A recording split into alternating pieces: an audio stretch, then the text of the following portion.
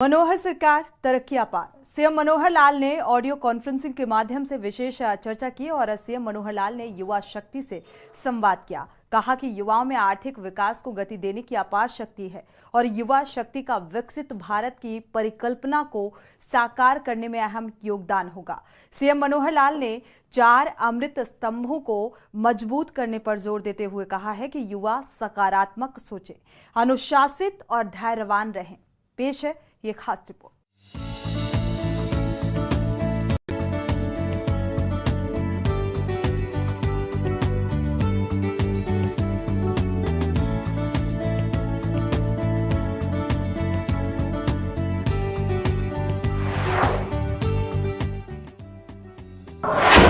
CM Manohar Lal ने की विशेष चर्चा।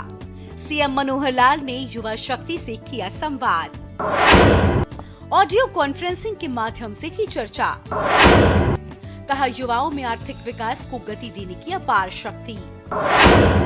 युवा शक्ति का विकसित भारत की परिकल्पना को साकार करने में होगा अहम योगदान। मुख्यमंत्री मनोहर लाल ने चंडीगढ़ में ऑडियो कॉन्फ्रेंसिंग के माध्यम से सीएम के विशेष चर्चा कार्यक्रम में प्रधानमंत्री नरेंद्र मोदी द्वारा अमृतकाल के 4 स्तंभ युवा शक्ति, नारी शक्ति, हमारे किसान, मध्यम एवं गरीब वर्ग में से एक युवा शक्ति से संवाद किया। आपको बता दें कि लगभग 22,000 युवाओं ने राष्ट्र के भविष्य के पथ पर अपना दृष्टिकोण व्यक्त करते हुए मुख्यमंत्री के साथ चर्चा की। आर्थिक विकास को गति देने की अपार शक्ति। बता दें कि समृद्ध और उन्नत भारत के व्यापक लक्ष्य में महत्वपूर्ण योगदान देने की युवाओं की क्षमता पर विश्वास व्यक्त करते हुए मुख्यमंत्री मनोहर लाल ने कहा कि युवाओं में आर्थिक विकास को गति देने की अपार शक्ति है। जैसा हम जानते हैं, अपना देश युवा शक्ति का एक देश है।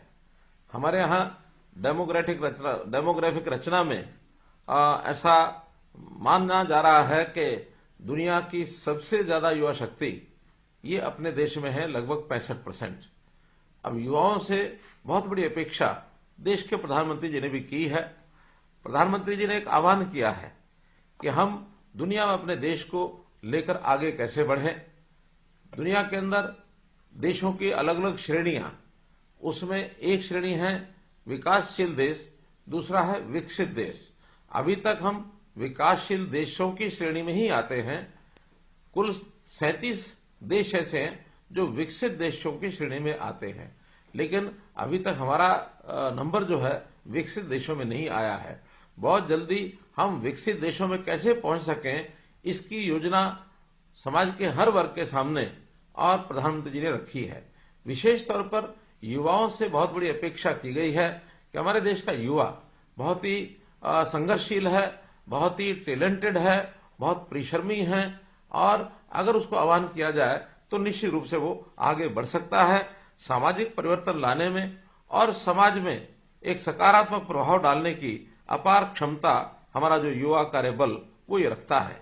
देश के अंदर युवाओं को एक नई ताकत देने के लिए, सकारात्मक दिशा में आगे बढ़ने के लिए कई नए नए कार्यक्रम प्रधानमंत्री जी ने शुरू किए हैं, जैसे make in India, skill India, digital India, stand up India और स्टार्टअप इंडिया जैसे अनेक कार्यक्रम ये देश को दिए हैं।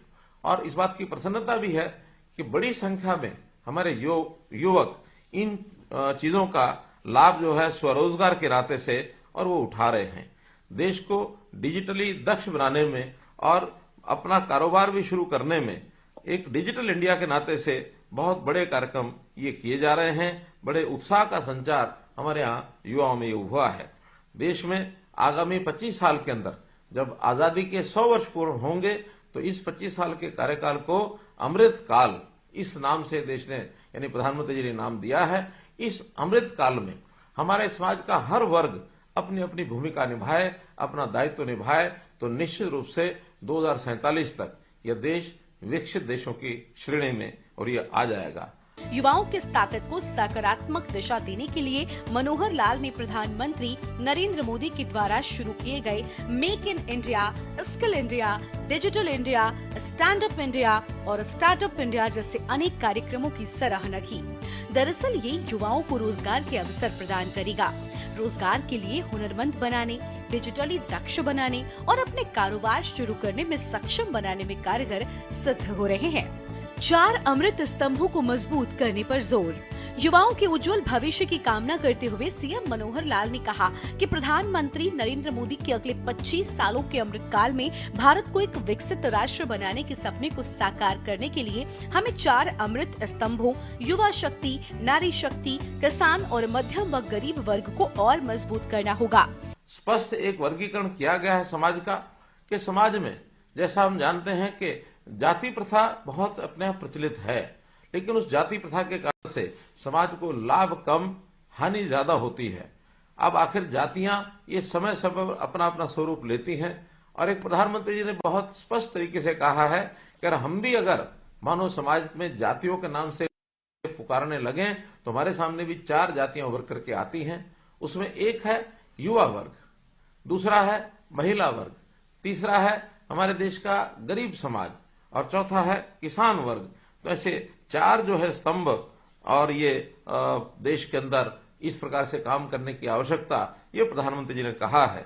तो जैसा हम युवा वर्ग से संबंध रखते हैं, तो युवाओं को अपनी शिक्षा का किस प्रकार से उसको लेकर के वो आगे बढ़े, और न केवल शिक्षा बल्कि उसके साथ साथ संस्कार, उसके साथ साथ विचार, उसके साथ साथ हुनर, ये भी युवाओं का ये आगे बढ़ना चाहिए।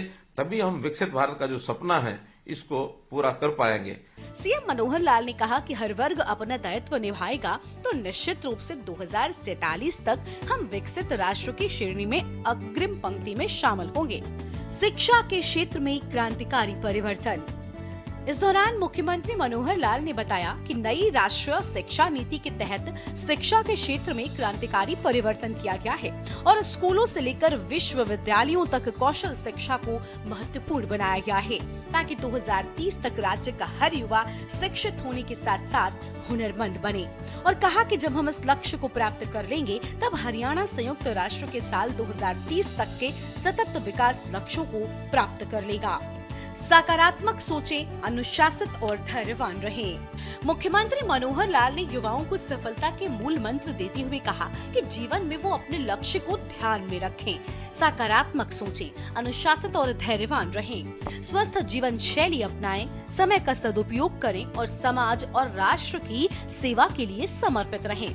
मुख्यमंत्री मनोहर लाल ने युवाओं से अगले 25 सालों में प्रदेश और देश को सतत विकास की ऊंचाइयों तक पहुंचाने के लिए उनका साथ चाहा और उनके इन मंत्रों का पालन करने के लिए प्रेरित भी किया। तो आज युवाओं को जो ऐसी शिक्षा दे जाने के लिए देश में नई राष्ट्रीय शिक्षा नीति, इसका भी और प्रचलन यानी उसका प्रारंभ कर दिया गया है। देश में तो 2030 तक लागू करने की बात कही गई है, लेकिन हरियाणा में हमने संकल्प लिया है कि नई राष्ट्रीय शिक्षा नीति को आने वाले 2 वर्षों के अंदर अर्थात 2025 के अंत तक इसको हम पूरा लागू कर देंगे। इसके नाते से जितने हमने यहाँ काम किए हैं उसके अंदर यानी शिक्षा स्कूल से लेकर के विश्वविद्यालय तक KG to PG जिसका नाम दिया है, शिक्षा का एक स्वरूप खड़ा किया जाए, जिसमें स्कूलों में NSQF, कॉलेज में पहल योजना, विश्वविद्यालयों में इंक्यूबेशन सेंटर और तकनीकी संस्थानों में उद्योगों की जरूरत के हिसाब से प्रशिक्षण के लिए उद्योगों के साथ MOU ये भी किए गए हैं, ताकि कोई भी युवा जिस भी दिशा में आगे बढ़ना चाहता है अपनी दिशा को तय करके और आगे बढ़ सकते हैं।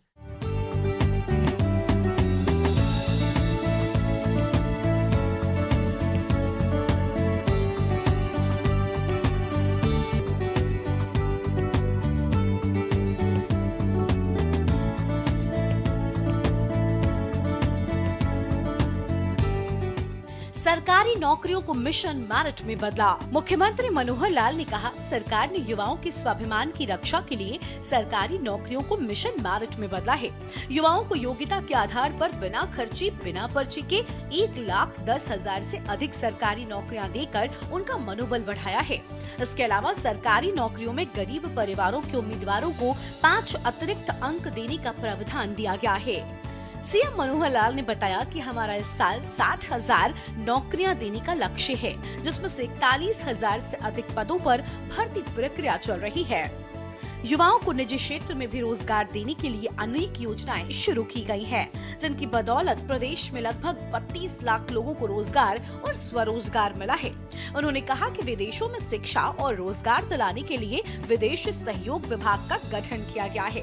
विदेश में रोजगार के अवसर तलाशने वाले युवाओं के कॉलेज में ही निःशुल्क पासपोर्ट बनाए जा रहे हैं। अब तक 27,000 से अधिक युवाओं के पासपोर्ट बनाए जा चुके हैं। कृषि आधारित उत्पादों के लिए स्टार्टअप शुरू करें। एक काम जो हमने किया है, आपको ध्यान में होगा कि युवाओं को कैसे मेरिटोरियस बनाया जाए, उनकी पढ़ाई में लगन कैसे की जाए। तो आखिर युवा व्यक्ति जब अपनी नौकरी लेने के लिए जाता था, पहले तो आज से 10 साल पहले युवाओं को नौकरी के लिए दर दर भटकना पड़ता था। जिसकी जेब में पैसे होते थे वो नौकरी प्राप्त करता था, या किसी की पहुंच होती थी वो नौकरी प्राप्त कर लेता था। टैलेंटेड बच्चे जो गरीब होते थे, जिनकी पहुंच नहीं थी, वो रह जाते थे। हमने सारे सिस्टम को बदला है। नौकरी देते समय मिशन मेरिट को लागू किया और पर्ची खर्ची को भी हमने समाप्त किया है कि अब कोई पर्ची खर्ची नहीं चलेगी। और परिणाम स्वरूप पिछले 9 वर्ष के अंदर 1,10,000 युवकों को हमने इस मेरिट के मिशन के आधार पर जो नौकरी दी है। यह वर्ष भी ग्रुप सी के, ग्रुप डी की नौकरियां, लगभग 60,000 नई नौकरियां देने का हमारा जो है प्रावधान चल रहा है। जहां तक निजी क्षेत्र में रोजगार की बात है, इसमें भी लगभग 32 लाख लोगों को रोजगार अथवा स्वरोजगार ये उन्होंने पिछले 9 वर्ष के अंदर किया है, ताकि हमारे यहाँ बेरोजगारी समाप्त हो। आज विपक्षी लोग भले ही तरह तरह का प्रचार करते हैं, लेकिन मैं दावे से कह सकता हूं कि हमारी जो बेरोजगारी दर है वो देश के बाकी अन्य प्रांतों से अधिक नहीं है, बल्कि सीमा में है। हाँ, हम उसको भी ठीक करने के लिए, सबको रोजगार देने के लिए तरह तरह की योजनाएं ये सब बना रहे हैं। सीएम मनोहर लाल ने कहा कि स्टार्टअप और अनुसंधान के लिए भारत दुनिया भर में एक केंद्र के रूप में उभर रहा है। हरियाणा में स्टार्टअप संस्कृति को बढ़ावा देने के लिए नई स्टार्टअप नीति बनाई गई है। इस नीति के तहत युवाओं को आर्थिक और तकनीकी सहायता देकर उन्हें अपना स्टार्टअप शुरू करने के लिए प्रोत्साहित किया जा रहा है। उन्होंने युवाओं से अनुरोध करते हुए कहा कि वो कृषि आधारित उत्पादों के लिए स्टार्टअप शुरू करते हुए आगे बढ़ें, साथ ही अनुसंधान के क्षेत्र में अपना करियर बनाने के लिए कड़ी मेहनत भी करें। नशा तस्करों की कमर तोड़ने के लिए कार्य। वहीं मुख्यमंत्री मनोहर लाल ने पानीपत में भोटवाल माजरी स्थित संत निरंकारी मिशन के तत्वाधान में आयोजित निरंकारी युवा संगोष्ठी में शिरकत की। कार्यक्रम में युवाओं को नशे के दुष्प्रभावों के बारे में नाटक मंचन द्वारा जानकारी दी गई। बता दें कि कार्यक्रम में मुख्यमंत्री मनोहर लाल ने कहा कि प्रदेश सरकार के नशा रूपी सामाजिक बुराई को जड़ से खत्म करने के प्रयास में संत निरंकारी मिशन अहम भूमिका निभा रहा है। उन्होंने कहा कि हरियाणा सरकार नशा तस्करों की कमर तोड़ने के लिए निरंतर कार्य कर रही है। स्पेशल डेस्क के न्यूज़ इंडिया।